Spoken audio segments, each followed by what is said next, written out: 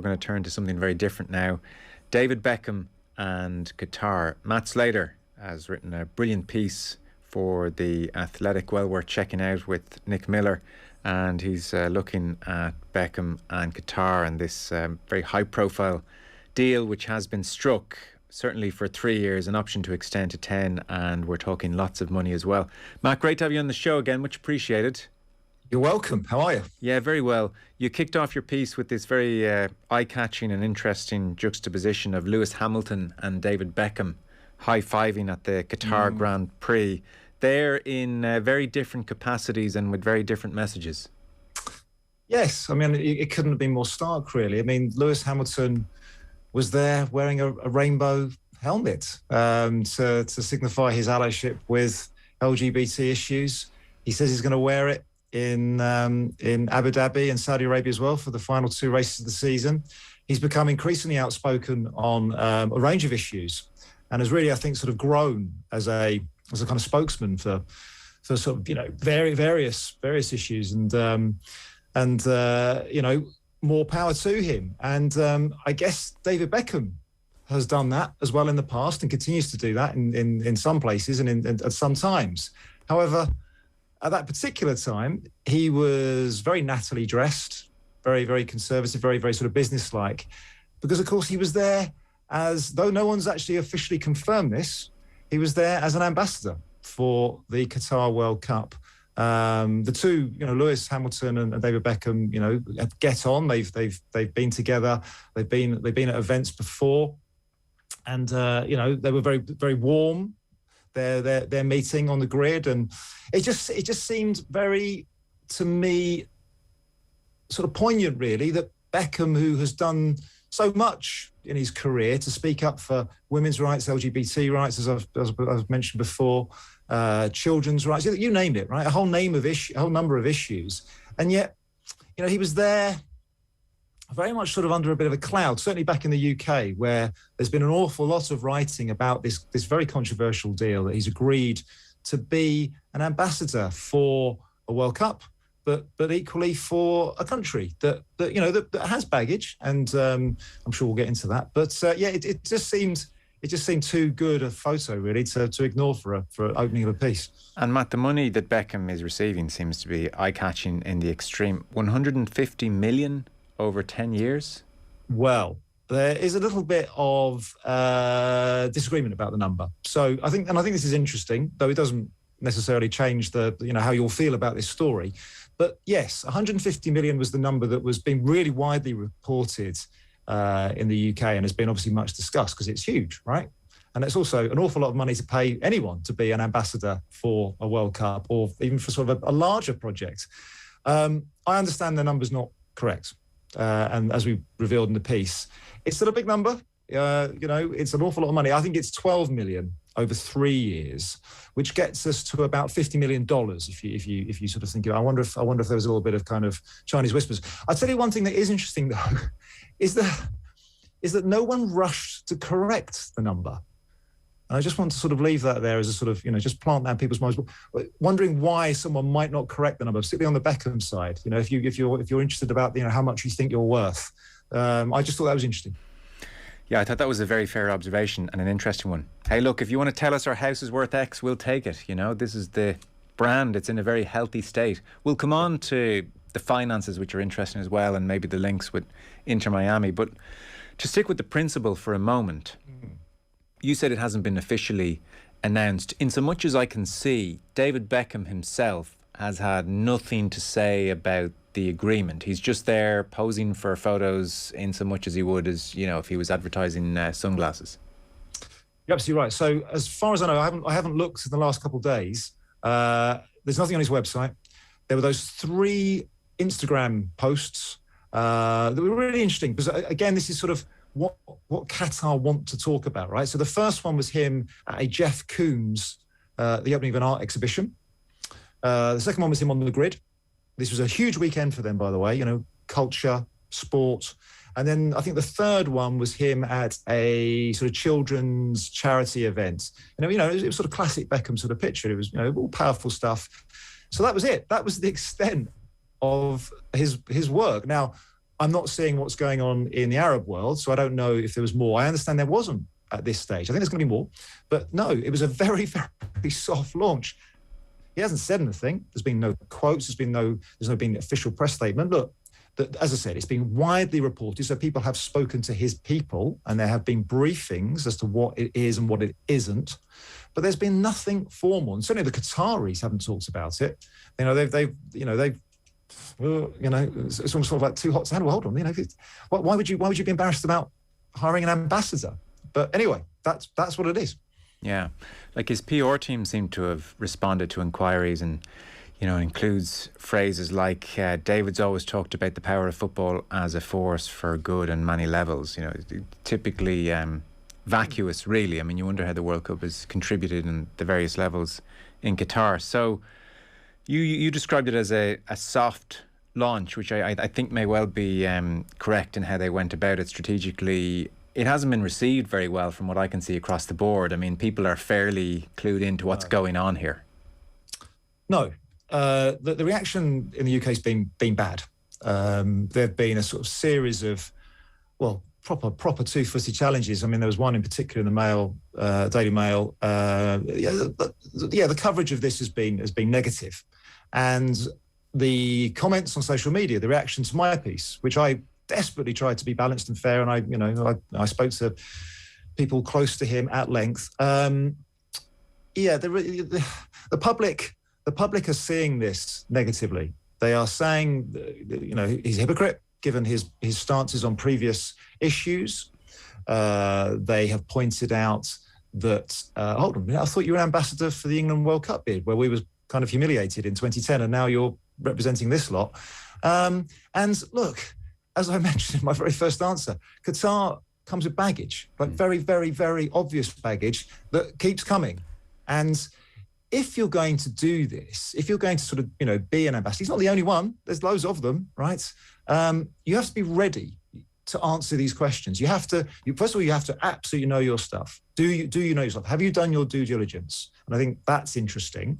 And then are you ready for the tough questions? Are you able, you know, if you feel that about football, and to be fair, I think you could argue that David Beckham has been consistent in that he does believe in the power of sport. He does believe engagement. You know, he went to play for PSG. He has known Qataris, senior Qataris for a while.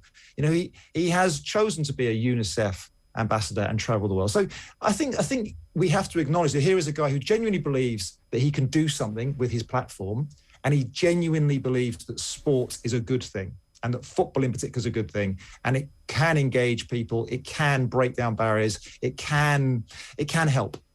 Now, we can be as cynical as we want. We can ask questions and say, really? Can you prove that? And can you explain to me what's actually changed in 10 years? We can do all of that. And I think David Beckham has to be ready to answer those questions. At the moment, he hasn't made himself available. I think they will come. And I sort of kind of worry for him. I don't want to sound sort of too paternal about it, but, you know, if he does appear before a press conference, I could tell you right now, there'd be people with their hands up in the air, getting ready to ask him questions about migrant deaths. And that's the thing. So the migrant death situation has been, I would say, widely reported on for, is it coming up in a decade now? We've seen horrific... December 2010 when they won the bid. Images coming through and horrific reports from various outlets, which, you know, you struggle to believe, really. And then it's been well documented. I think at this stage, the LGBTQ community is criminalised in Qatar. It is illegal to be gay. Human Rights Watch contributor to your piece as well made the point there are no women's rights. They have a male guardianship system, very akin to Saudi Arabia, meaning women have to obtain permission from their male relatives to do things like marry, study abroad, take certain jobs, etc. Somebody made maybe it's a less eye-catching point, but there are no unions. When Beckham was a player, he was very much part of a global player union. Freedom of the press, and we've seen journalists arrested very recently. And that's not to get into the nitty-gritty of the kafala system, which goes beyond just the World Cup infrastructure. So when we talk about baggage, that is quite the euphemism. I mean, I look forward to this press conference if he even dares to say to the press, hit me with your questions. Yeah, look, I mean, it's a long list. I'm not paid by Qatar. I was asked I've asked the questions. I've been covering this story for a decade. Look, they're not on this call. So what I would say is they have made progress. They said they would. We've asked them questions repeatedly about it. Has it been quick enough? Have they delivered on time? Is there still a lot to do? Yeah, all of that. If you work on a building site controlled by the Supreme Committee, the organising committee of the World Cup, life's not bad. I'm not sure I'd want to do it, but, we get into sort of kind of really sort of philosophical issues there and just how lucky we are to be born in the West, frankly. And also we have to remember how far we've come and the way we built canals and railways and all of our infrastructure. So we have to be very careful that we're not constantly, being hypocrites, basically, frankly. Now, all that said, I should also probably make the point that Qatar, there are different countries, right, with different customs, different cultures. We have to sort of, at least acknowledge that and, recognize it and sort of, understand that, we haven't got all the right answers. So all of that said, I think it's migrant deaths of all the things that is the hardest one for Qatar to swerve, because whilst it's completely legitimate for a country to have a plan about diversifying its economy, using its money to help its people, to grow as a nation, it's perfectly legitimate. And Qatar and all the countries in that area have these plans. And it's perfectly, again, legitimate to use major events. We do it as a catalyst, as a means to project soft power as well. All those things, perfectly legitimate. But they chose to bid for a World Cup. Now, they also were choosing to bid for Olympics, and they weren't really even getting on the starting line because the IOC just didn't think they'd be ready for it. They just didn't see how they could do it. FIFA didn't. FIFA let them onto the starting line, and then they won that contest, which is an entirely different show. But they won that contest. Now, by making that choice, they were saying we're going to accelerate what we want to do with hotels and a new port and a new airport and new roads. We're going to massively accelerate it.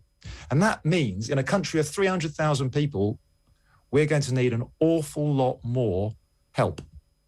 Send me your poor, because we've now accelerated our timeline.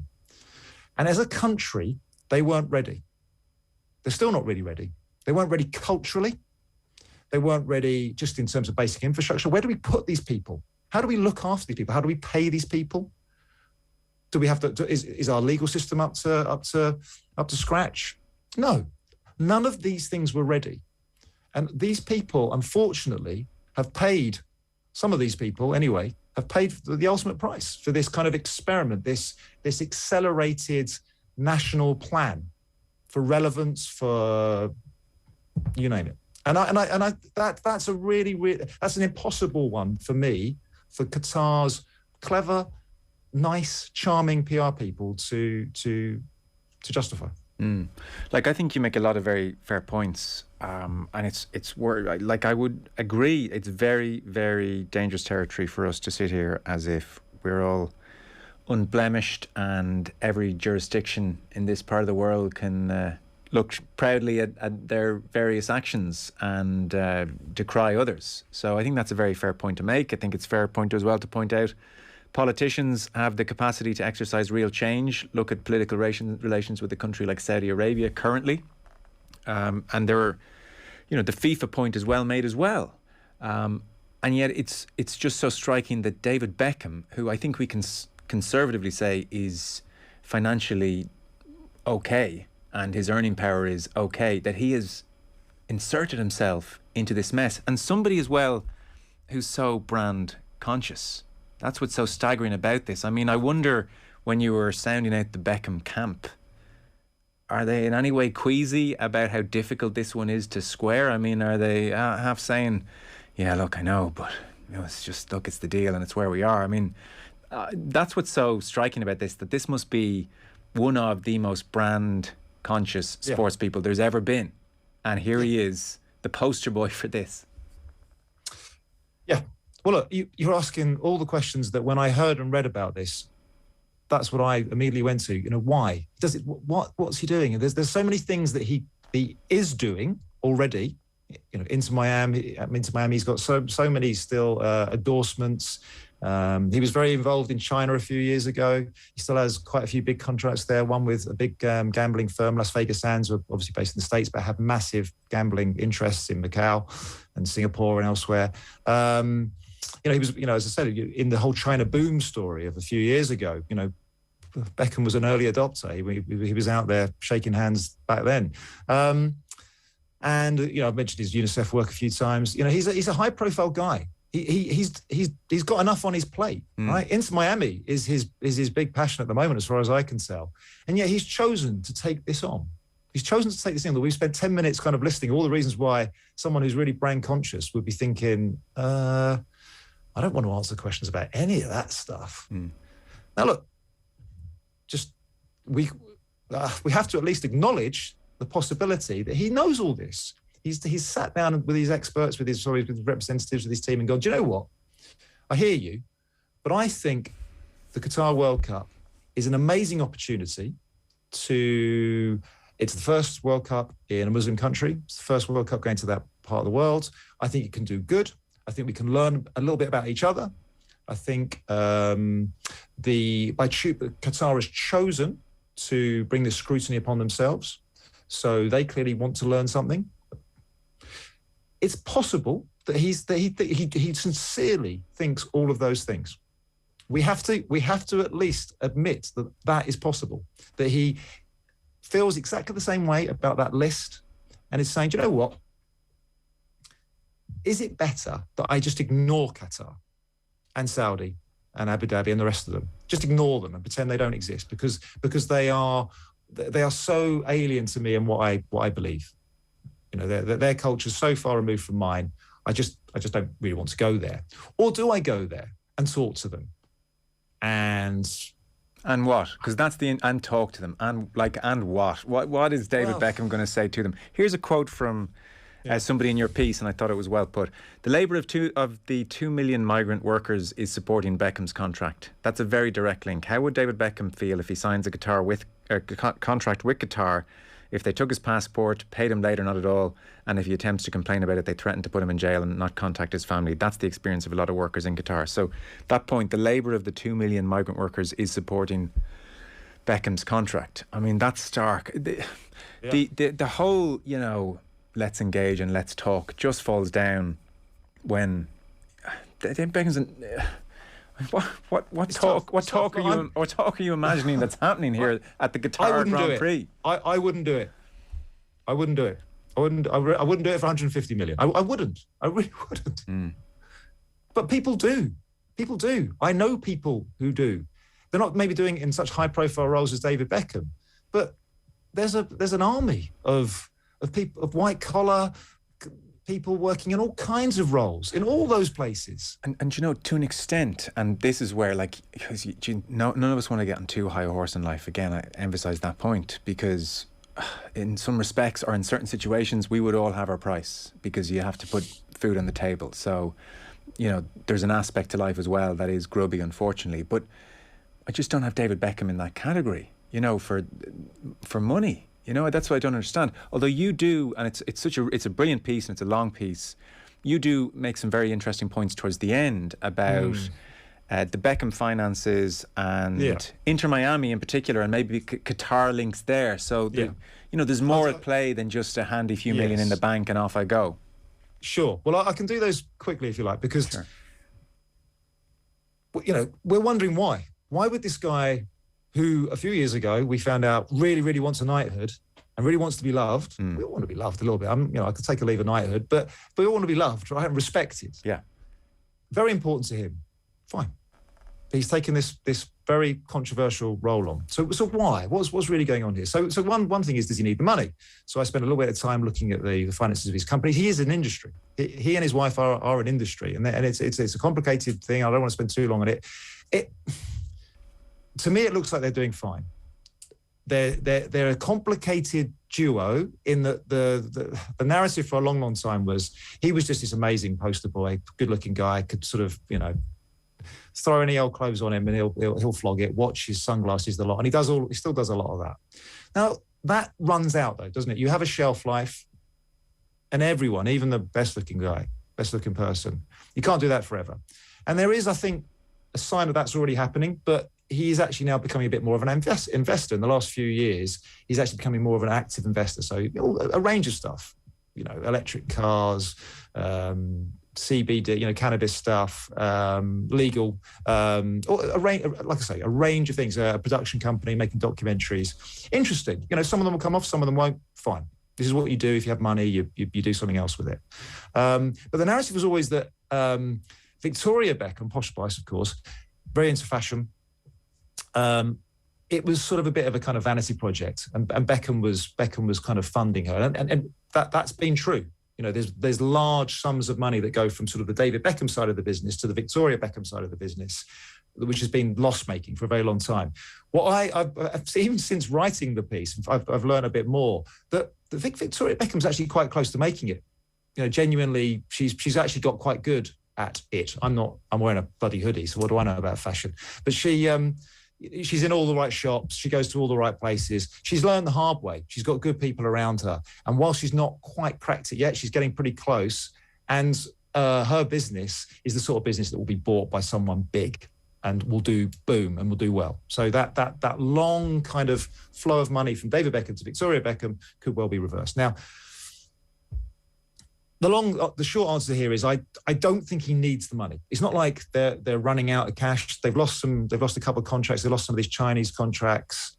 They had to sort of unwind a business with it's all a bit complicated. They had to unwind a business with a couple of Chinese billionaires. They also had to buy out a former partner, Simon Fuller, who did Pop Idol, his first business partner. So a couple of things that are complicated around his businesses, but by and large, he's okay. Now, I think the more interesting angle is Inter Miami. Inter Miami is his big thing. It's been his big. It's what he's spending a lot of time doing. It's not going very well.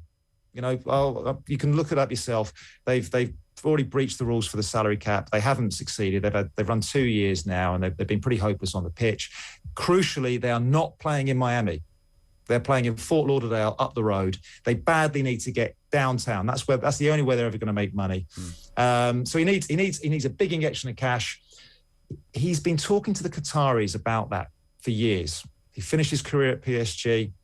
There's a Qataris quite like Miami. There's a sort of long-standing strategic link, interest in the place. Qatar for the World Cup, they love Americans because Americans, believe it or not, they always figure really, really highly on ticket sales for World Cups because of the huge expat population, even whether USA are there or not. I think USA was second at Russia 2018 in terms of ticket sales. So it's very important for the Qatar 2022 project that they're in America. They've just opened Qatar Airways have just opened a route between Doha and Miami. So look, there are things at play, and Qatar Airways were an original idea to be on the shirt of Inter Miami. They went a different way. So I think, and various sources have told me this, that at some point that link is going to become a lot closer and more obvious. I think that's what this deal is the beginning of. Okay. Matt Slater of The Athletic. The piece is great. It's really detailed, really balanced, really fair, and well worth a read. Thanks so much for your time as ever, Matt. Appreciate it. No worries. Take care. Cheers. Football on Off the Ball. With Sky, proud partner and supporter of the Republic of Ireland women's national football team. This is News Talk. News Talk Breakfast. The government needs to start focusing on the fact that you can't keep on putting mental pressure on people and expect us not to crash on some level. Obviously, we all know that Tony Olin is a household name. Why do I not know who's focusing on mental health? News Talk Breakfast with Ciara Kelly and Shane Coleman. In association with AIR. Weekday mornings at 7 on News Talk. When you think confident, you always make the right choice. And when you choose a 221 Volkswagen, you can drive confident. Discover the new Tiguan, the iconic Golf, and the all-electric ID3 and ID4 models. Think confident and drive confident with PCP finance starting from 1.9% APR. Search Volkswagen 221. Finance provided by way of hire purchase agreement from Volkswagen Financial Services Ireland and subject to lending criteria. Terms and conditions apply. Visit volkswagen.ie/221 for further information. Volkswagen. It's just Granny and Grandad. Somebody was hoping it was Santa Claus. Come on in. Oh, look. One of the lights in the tree has gone out. I'll fix that. Grandad! I guess we need some new decorations. Share the joy this Christmas with Homewares at Harvey Norman. Get up to 50% off Christmas decorations, including most of our shatterproof baubles. Shop in store or online. Share the joy with Harvey Norman, your destination for homewares this Christmas. It's not just that Sammy has lost his home in the conflict. It's not just that everyone he's ever loved is gone and he's been forced to walk hundreds of miles alone to find safety. And most of all, it's not just that Sammy is only 7 years old. Like thousands of children in regions torn apart by conflict, Sammy is living in fear, and it's not just. This Christmas, your love can make all the difference. Visit Trócaire.org or call 1850 408 408. Trócaire, until love conquers fear. At Betfair, we know how it feels when you're in the moment, in the heat of the match, and you decide to hit cash out. Only to find cash out is suspended and you're frozen out of your bet. That's why when you bet fair on football, you can cash out when you want, with no cash-out suspensions on match odds. And now also over or under goal markets, because we're Betfair. Applies to selected sportsbook markets and the majority of football. Excludes free bets and bet settlement window. T's and C's apply. 18 plus. See gamblingcare.ie. The National Inpatient Experience Survey is now underway. If you stayed a night or more in a public hospital during September this year, you will have received a letter by post asking you to participate in the survey. Sharing your experience with us will help us to improve the care our hospitals provide. For more information, visit yourexperience.ie. From the HSC, the Health Information and Quality Authority and the Department of Health. What is it about Wineport Lodge? Is it that you can while away time, surrounded in sheer luxury? Or is it the fact that a wonderfully warm welcome always awaits you? Why, it's all this and more. Wineport Lakeshore Lodge. No wonder it's on everyone's Christmas wish list. For a choice of gift voucher options, visit wineport.ie. Make your home a Christmas wonderland with seasonal savings at Woodies. There's up to 50% off everything for Christmas. That's trees, lights and decorations for less. But hurry, offers only while stocks last. Shop in-store, online or with click and collect. Woodies, we're all homemakers. T's and C's and exclusions apply.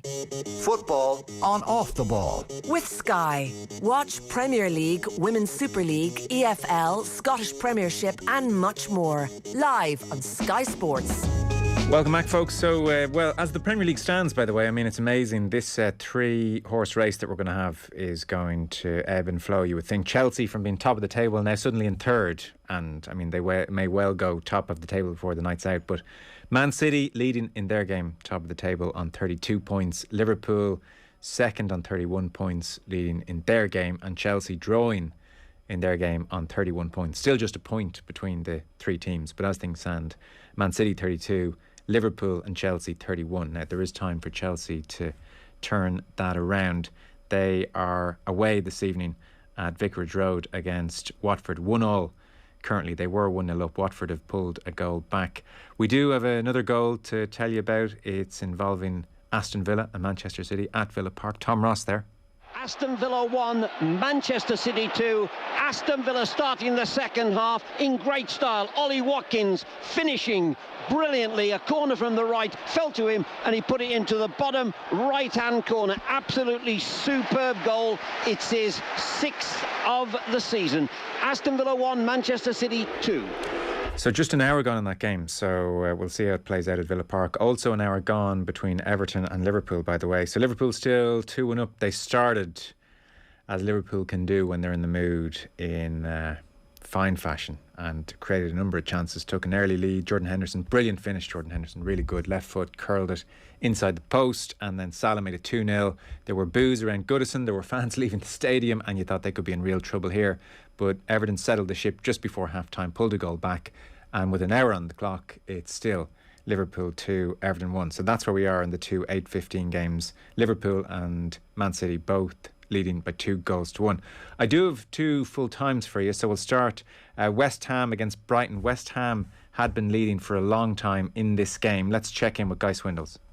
West Ham 1, Brighton 1. Fascinating game that finishes with a 6th successive draw between these two sides.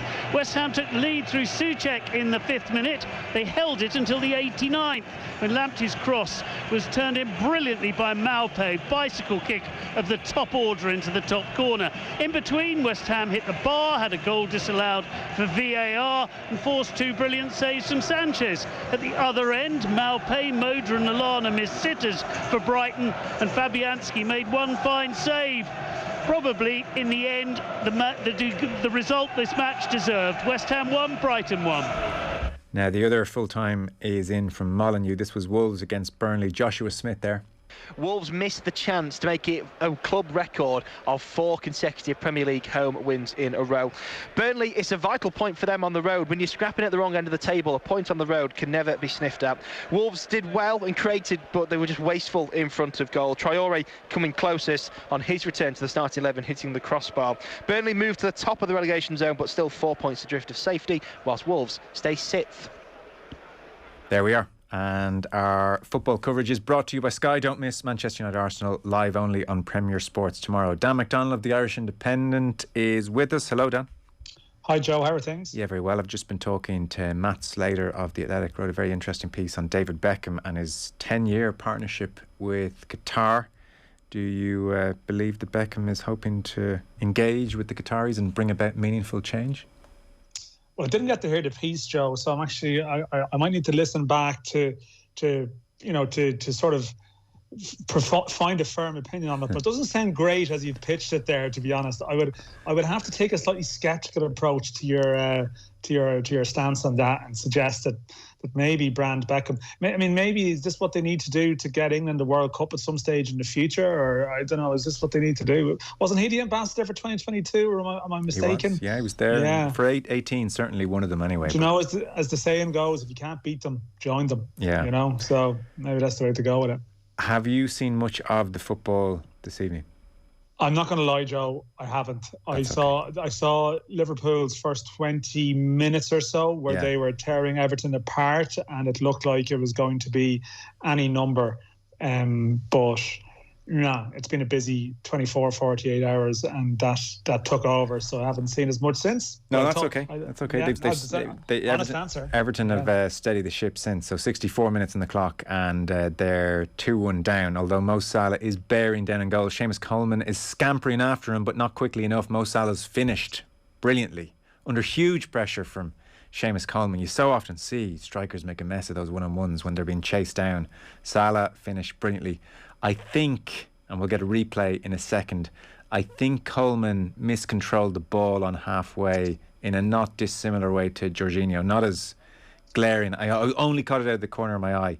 There are a couple of Everton players walking over to Seamus Coleman and giving him a ruffle of the head and don't worry about it kind of a touch. I'm just watching Salah celebrate, so we'll get the replay any second. So that's Everton 1. Did you see the Bernardo Silva goal, Joe? No. Did you see Bernardo? Yeah, that is the moment. I did see that, all right. You'll be seeing that's the moment. The Everton replay is just outside from me here, so you can describe that. But Bernardo Silva scored a stunning side foot volley for Man City. It was a great team move, but one of these balls into the area that he met just perfectly on the run with a side foot volley into the top corner. It's a great goal, genuinely great goal. So everyone will be seeing it very soon if they haven't already. Yeah, very satisfying sounding goal, Dan. Yeah, this was Everton corner. Ball is cleared and it falls to an Everton player who knocks it back to Seamus Coleman on halfway, and Coleman, the ball was bouncing up maybe around hip height, and Coleman made a bit of a mess of it by his standards, and suddenly Salah was in on goal and it's 2 hands to the head for Seamus Coleman now as he walks back to halfway. So Everton 1, Liverpool 3, 65 minutes on the clock. The clock is going to come against us here very, very quickly, so let's get straight down to it. Stephen O'Donnell, this looks to be happening to Dundalk, Dan. Yeah, I suppose we spoke, was it on Monday? And it just goes to show, like, football is sort of manic, really, sometimes. You know, there was an FAI Cup final on Sunday. I actually, I recorded the game. I generally record most of the games that I sort of go to try and watch them. And I haven't really been able to get back through it, but I did sort of earlier on get to look back at some of the scenes after the match. And it almost like feels out of date already, you know, with everything that's happened subsequently. You know, Stephen O'Donnell going around to his St Patrick's Athletic players. But yeah, no, we did speak about it on Monday. You felt it was on then? Yeah, no, I would have reported it obviously in Monday morning's paper that he was the number one target. And like, this one has got very fraught. Like, St Pats are definitely not happy with Stephen O'Donnell at all. There's a sort of a dispute around, I suppose, what were the terms of his deal at St Patrick's Athletic, you know, and that's going to have to play itself out, and they're unhappy. They believe that he wasn't, you know, that there is something that ties him there for the next 2 years. I don't think Stephen O'Donnell would have been pursuing, you know, would have been considering options elsewhere if he didn't believe that it would be free to go. So, like, we'll see. There'll probably have to be discussions there to resolve that. But in terms of the general concept, yeah, I did feel it was possible. And I think, you know, Stephen O'Donnell has a strong relationship with Dundalk, and I certainly would be aware that the owners of Dundalk, the new owners, have ambitious plans that I think would be attractive to people. So it's a surprise to some people, certainly, and it's generated great debate in sort of, you know, in sort of Irish football world. You know, is it the right thing to do or not? But Pats aren't happy, and as a result, it might take a little bit of time just for this to be, I suppose, it all to be formalised and to be announced and stuff. And as I said, it has the potential to be a bit fraught in the intervening period. But I mean, Pats have gone on and appointed someone else subsequently. So I mean, everyone's moving on in terms of planning to some degree, but it may just be the O'Donnell to Dundalk one that takes the longest to just actually get sort of put down in stone, if you know what I mean. Yeah, I saw you reporting earlier on in the Irish Independent that the Drogheda manager Tim Clancy making his way towards Richmond Park. We think, is this a good move for Stephen O'Donnell? Is this a logical move for Stephen O'Donnell? Will he have funds? Dundalk are off the back of a troubled period, I think it's fair to say. Yeah, very much so. I mean, we've spoken about it on the show before, and I think people are broadly aware of it, that, you know, they actually did spend a lot of money this year, and they just spent it really badly. And it's been taken over by new owners, local owners. And the interesting angle to the ownership thing is there's one half of the ownership is the Andy Connolly, one of the former owners, and his sort of company, his sort of side of the thing. You know, there's a family connection there. And then the other side is this company, Stat Sports, who are like a global tech firm who are actually, their origins is Dundalk. They're based in the area, but they're a sort of a worldwide company doing extremely well. Their involvement is significant. And I think, you know, Dundalk, on the face of it, people on the paper are looking at it and thinking, well, you know, why would you leave a team that came second and won the FAI Cup to go to a team that looks like it's been a bit of a basket case? But I don't think they're going to be a basket case under this ownership at all. And I think, you know, in terms of a project for the coming years, I think it's going to be a pretty interesting one. And as a result, I think there was probably a lot of managers out there eyeing it up.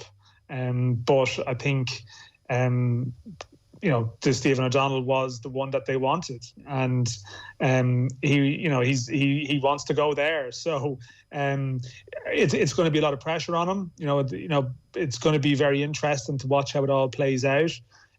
Because Dundalk has still had success in recent years, so there will be expectation with that.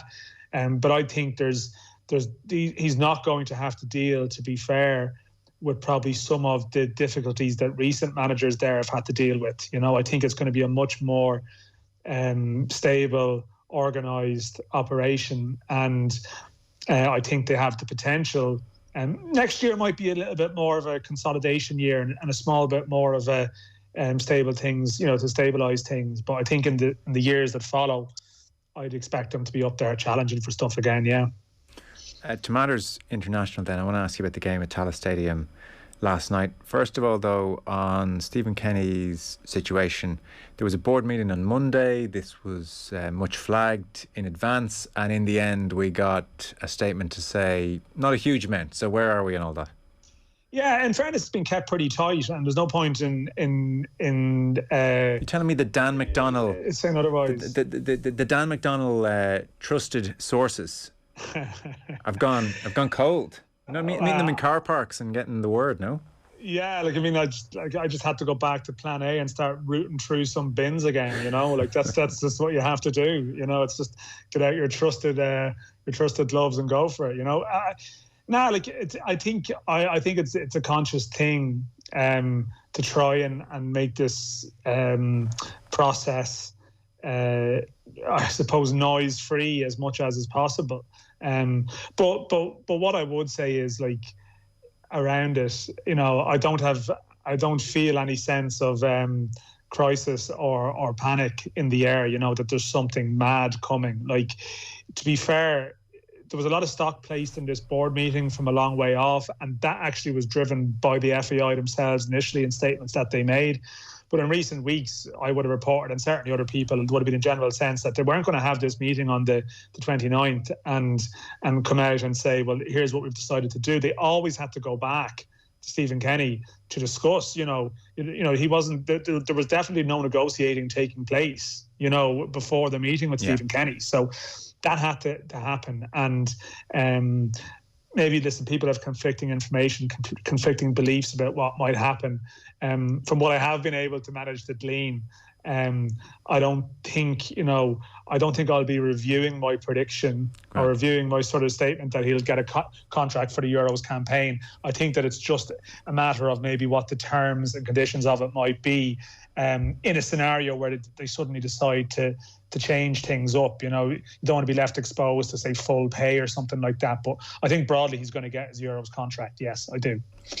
11-0 at Tallaght Stadium last night. Record margin for the Irish women's team. Denise O'Sullivan, awesome, playing much closer to goal. Katie McCabe, every time the ball went near her, she was a huge threat and causing problems. She also scored 2, and we had 2 own goals, and then we had Kyra Carusa, Lucy Quinn, Saoirse Noonan, Amber Barrett all on the score sheet as well. I mean, there was an interesting point, I thought, made by Vera Pauw after the game. So you might have seen that the English national team were 20-0 winners against Latvia. Ireland, obviously, 11-0 winners. Northern Ireland beat North Macedonia 9-0. Switzerland beat Lithuania 7-0. Spain played Scotland and they won 8-0. Luxembourg, we know all about Luxembourg these days, Dan. They were 9-0 winners against Austria. So there's some hefty scorelines. And Vera Pauw made the point. She said she's been talking about this before, that this has been coming because of a few decisions that have been taken to create more and more opportunities for the best teams, and that's fantastic.